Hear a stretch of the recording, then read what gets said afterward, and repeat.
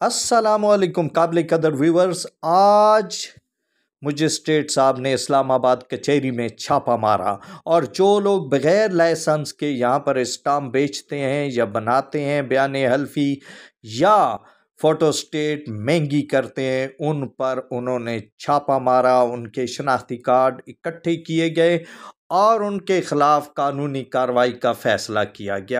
छापामार टीम की क़यादत जनाब ग़ुलाम मुर्तज़ा चांडियो साहब, ऑनरेबल मजिस्ट्रेट इलाका मजिस्ट्रेट, और जनाब रियाज अली शाह साहब मजिस्ट्रेट FA ने की।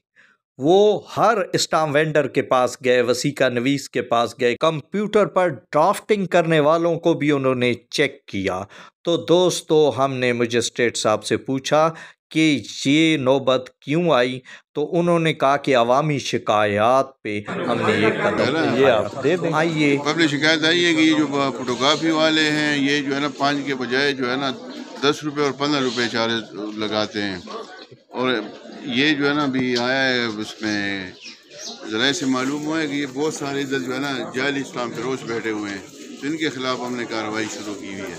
नहीं, बहुत अच्छा इक़दाम है सर, अल्लाह ताला आपको खुश रखे।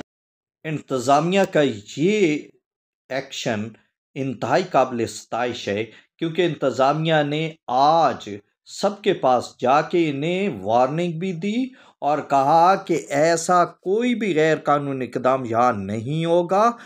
जो जेन्युइन लोग हैं, जिनके पास लाइसेंस है, चाहे वो वसीका नवीसी का हो या स्टाम्प फरोशी का हो, वही लोग काम कर सकेंगे।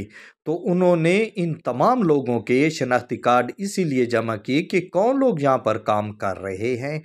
तो जनाब, ये एक बहुत ही बड़ी डेवलपमेंट थी F8 कचहरी में, और इंतज़ामिया के इस इक़दाम को हम सब अप्रिशिएट करते हैं। अल्लाह हाफिज़।